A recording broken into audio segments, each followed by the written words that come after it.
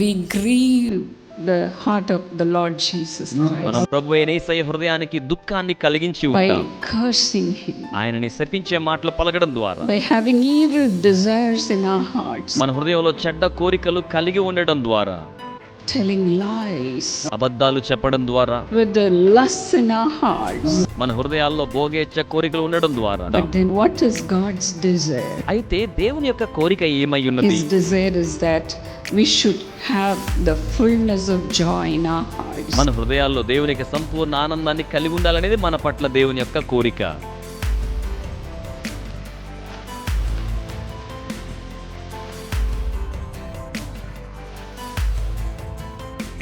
Praise the Lord. దేవునికి స్తోత్రం.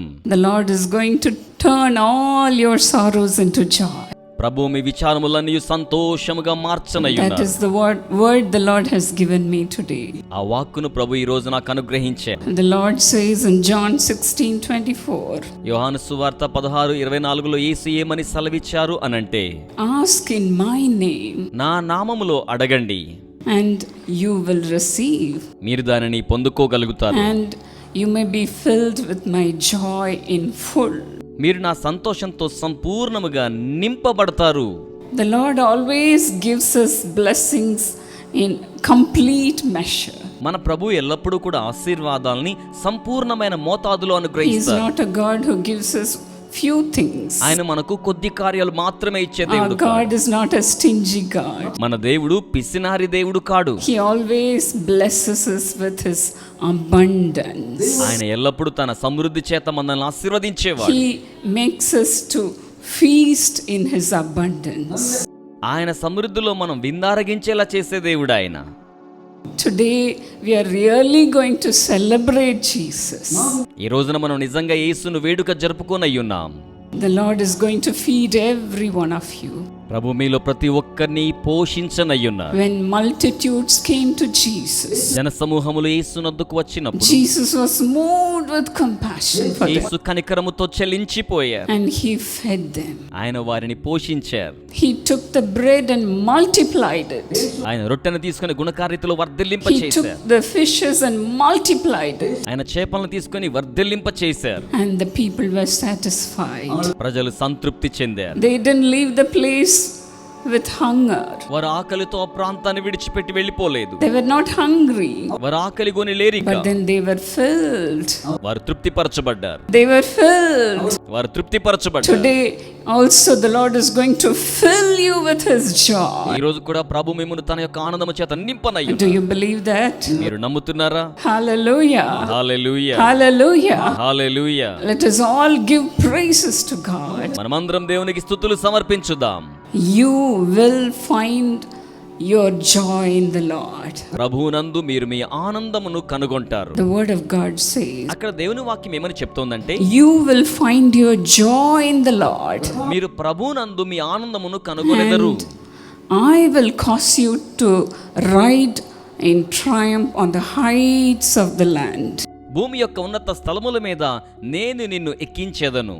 and I will make you feast on the inheritance of your father Jacob.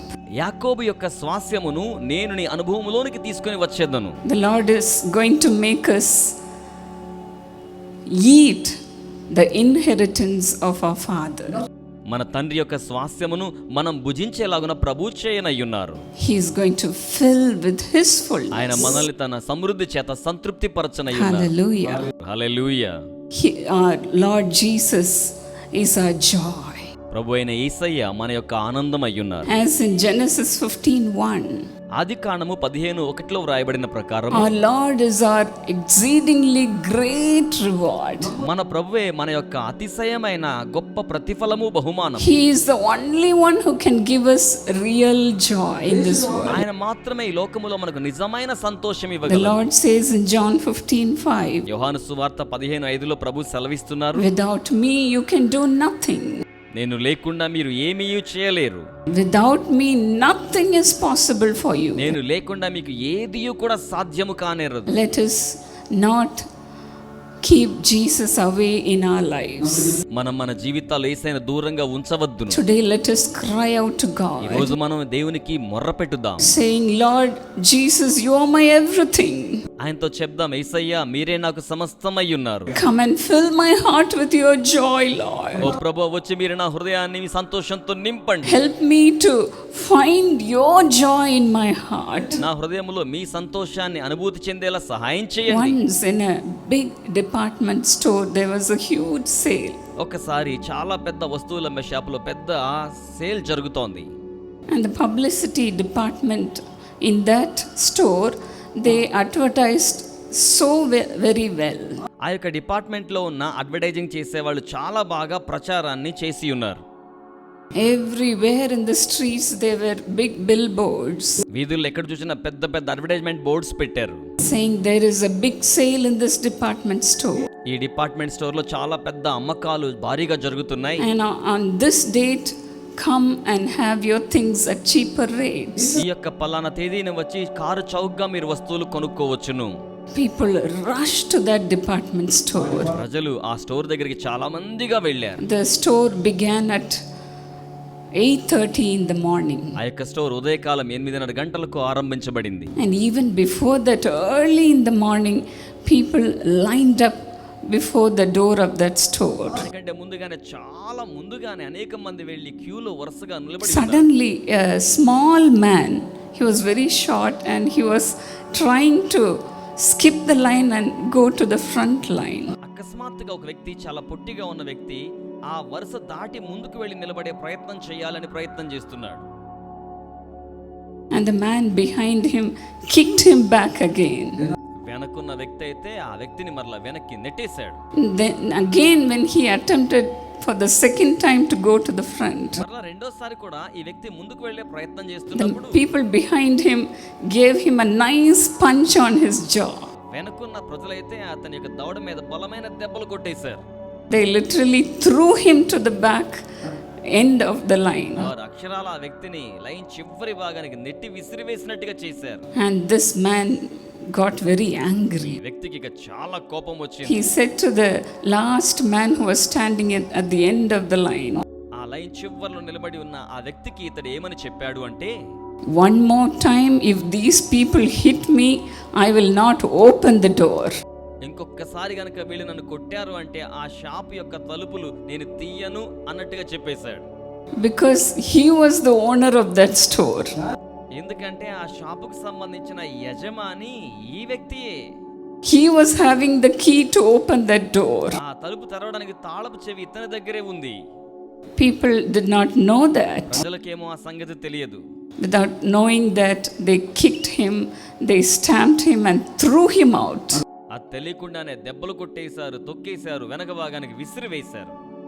In the same way, without our knowledge, అదే రీతిగా మనకు తెలియకుండానే we grieve the heart of the Lord Jesus Christ ప్రభువైన యేసయ్య హృదయానికి దుఃఖాన్ని కలిగించి by cursing him, ఆయనని శపించే మాటలు పలకడం ద్వారా, by having evil desires in our hearts, మన హృదయంలో చెడ్డ కోరికలు కలిగి ఉండడం ద్వారా, telling lies, అబద్ధాలు చెప్పడం ద్వారా, with the lusts in our hearts, మన హృదయాల్లో భోగేచ్ఛ కోరికలు ఉండడం ద్వారా we make God so sad. మనం దేవుని ఎంతో విచారగ్రస్తునిగా And చేయించుకుంటాం. without our knowledge, we kick Jesus out of our lives. మనకు తెలియకుండానే మన జీవితాల్లోని చేసిన తన్ని ప్రక్కకు వేస్తున్నట్టుగా వేస్తుంటాం. But then what is God's desire? అయితే దేవుని యొక్క కోరిక ఏమై ఉన్నది? His desire is that we should have the fullness of joy in our hearts. మన హృదయాల్లో దేవునికి సంపూర్ణ ఆనందాన్ని కలిగి ఉండాలనేది మన పట్ల దేవుని యొక్క కోరిక. And that too, the Lord says in John 15:7. అందుకే యోహాను 15:7లో యేసయ్య ఏమని సెలవిచ్చారు అనంటే, If you remain in my word and in me, మీరు నా యందును నా వాక్కుల యందును నిలిచి ఉన్నట్లయితే whatever you desire, it will be done to you. మీకు ఏది ఇష్టమో అది మీకు అనుగ్రహించబడుతోంది. Look at the word remain. నిలిచి ఉండుడి అనే మాటను గమనించండి. Remaining in his word ఆయన వాక్కు యందు నిలిచి ఉండడం is a process, is a continuous process. అది ఎప్పుడు కూడా కొనసాగుతూ ఉండే We ప్రక్రియ. have to always remain in his word. మనం ఎల్లవేళలా ఆయన వాక్కునందే నిలిచి ఉండాలి. day and night meditating in the word of God. దివరాత్రములు దేవుని యొక్క వాక్యమును ధ్యానించాలి. This is the desire of the Lord. ఇది ప్రభు యొక్క కోరికయు. For him to give us the joy in full always. ఆయన మనకు ఎల్లవేళల సంతోషాన్ని సంపూర్ణంగా ఇవ్వాలంటే ఇలాగున జరిగించాలి. As in Psalm 1. ఒకటవ కీర్తనలో and as in Psalm 119 and 103. అలాగే 119వ కీర్తన 103లో కూడా మనం గమనించినట్లయితే and in Psalm 104 and 34. 104వ కీర్తన 34వ వచనాన్ని కూడా మనం The Bible says, దేవుని వాక్యం సెలవిస్తోంది, the saints say, అదే రీతిగా my meditation of him shall be sweet. ఆయనను గురించిన నా ధ్యానం మధురంగా ఉంటోంది. And I will be glad in the Lord. నేను ప్రభువు ఎంతగానో ఆనందిస్తాను. My meditation of him will be sweet. ఆయనను గురించిన నా ధ్యానం మధురమైనదిగా ఉంటుంది. Sweeter than honey. తేనె కంటే మధురమైనదిగా ఉంటుంది. Sweeter than the dripping of honey. జుంటు తేనె ధార కంటే మధురంగా ఉంటుంది. What a joy it is to meditate the word of God. దేవుని యొక్క వాక్యమును ధ్యానించడం ఎంత ఆనందమయం. Once my cousin sister, she was reading the word of God in her own home. ఓ రోజున మా యొక్క సోదరి తన సొంత ఇంట్లో వాక్యాన్ని చదువుకుంటూ ఉన్నారు. Her father did not like it. ఆమె తండ్రికి ఆ సంగతి నచ్చలేదు. He took the Bible from her ఆమె దగ్గర నుంచి బైబిల్ని తీసేసుకున్నాడు and tore the pages of the Bible. ఆ బైబిల్లో ఉన్న కాగితాలను చింపేసి And he burnt the Bible. ఆ బైబిల్ని కూడా కాల్చివేశారు. He was so angry with his own daughter. అతడు తన సొంత కుమార్తె మీద చాలా ఆగ్రహంగా ఉండి ఉన్నాడు. But then my cousin sister did not leave like that. అయినప్పటికీ నా సహోదరి ఆ రీతిగా సంగతి విడిచిపెట్టలేదు. She did not stop reading the word of God. దేవుని యొక్క వాక్యాన్ని చదవడం ఆపివేయలేదు. Somehow he got a new Bible. ఎలాగైతేనేమి క్రొత్త బైబిల్ సంపాదించుకున్నాడు. And as soon as she got up, she wanted to read the Bible. ఆ బైబిల్ రాగానే చదవడాన్ని మరలా ఆరంభించారు. But then her father was watching her. అయినప్పటికీ వాళ్ళ నాన్నగారు అమ్మాయిని గమనిస్తున్నారు. She did not know what to do. ఏం చేయాలో ఆమెకు తెలియలేదు. She went to the restroom. ఆమె బాత్రూమ్ కు వెళ్ళారు. She hid the Bible inside her saree. తన యొక్క చీరలో పరిశుద్ధ గ్రంథాన్ని దాచిపెట్టుకున్నారు. And she was sitting in the restroom and reading the Bible. ఆమె ఆ విధంగా రెస్ట్రూమ్ లో కూర్చొని బైబిల్ గ్రంథాన్ని She was going on reading and reading the word of God. ఆమె దేవుని యొక్క వాక్యాన్ని చదువుతూనే And she said to us, ఆమె మాతో ఏం చెప్పారంటే, what a sweet time it is to meditate the word of God. దేవుని యొక్క వాక్యాన్ని ధ్యానించే సమయం ఎంత మధురమైనది. I did not want to stop reading the word of God. వాక్యాన్ని చదవడం ఆపివేయడం నాకు ఇష్టము లేదు. That is the only joy I can have in this world. ఈ లోకములో నేను కలిగి ఉండే ఆనందం అదొక్కటి మాత్రమే. And today she is blessed by the Lord. ఈ రోజున ఆవిడ ప్రభు ద్వారా ఎంతగానో ధన్యురాలయ్యారు. The Lord gave her a wonderful husband who is loving her so much.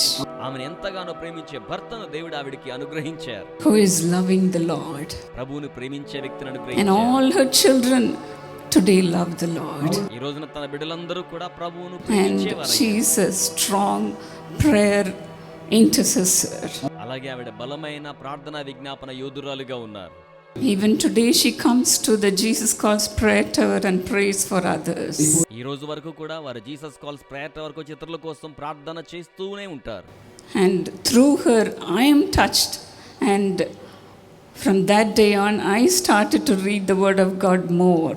ఆవిడ ద్వారా నేను తాకబడి ఆ రోజు నుంచి మరి ఎక్కువ వాక్యాన్ని పఠించటం నేను ప్రారంభించాను. The meditation of the word of God is so sweet. దేవుని యొక్క వాక్య ధ్యానం ఎంతో మధురమైనది. And the Lord wants us to have this experience every day. ప్రభు ఇట్టి అనుభవాన్ని మనం ప్రతి దినము కలిగి ఉండాలని కోరుకుంటూ ఉన్నారు. It's not enough only when we read the word of God when we have trouble. మనం వాక్యాన్ని చదివినప్పుడు ఏదో సమస్యను కలిగి ఉన్నప్పుడు అన్నట్టుగా మాత్రమే కాదు. Young children, they read the Bible only when they have exams. యవన బిడ్డలు బైబిల్ ఎప్పుడు చదువుతారంటే వారికి పరీక్షలు వచ్చినప్పుడు మాత్రమే చదువుతూ ఉంటారు. I have done that. That's why I'm telling this. నేను అలాగే చేశాను. అందుకనే నా అనుభవంలో నుంచి They pray more only in the examination time. పరీక్షల సమయంలో మాత్రమే వారు బైబిల్ ఎక్కువగా No, చదువుతున్నారు. dear friends, అలా కాదు God స్నేహితులారా. wants us to have this joy always. ఇట్టి ఆనందం మనం ఎల్లవేళలా కలిగి ఉండాలని దేవుడు కోరుకుంటూ ఉన్నారు. Even today, let us dedicate ourselves to read the word day and night. ఈ రోజు కూడా దివారాత్రములు మనం దేవుని యొక్క వాక్యాన్ని చదవడానికి ప్రతిష్ఠ చేసుకుందాం. Then whatever we do will prosper. అప్పుడు మనం ఏమి చేసినా అది వర్ధిల్లుతోంది. Whatever we try to do, whatever efforts we make, the Lord will prosper that. ఎటువంటి ప్రయత్నాలు మనం చేసినా ప్రభువు ఆ యొక్క ప్రయత్నాలను వర్ధిల్లింప చేస్తారు. Hallelujah.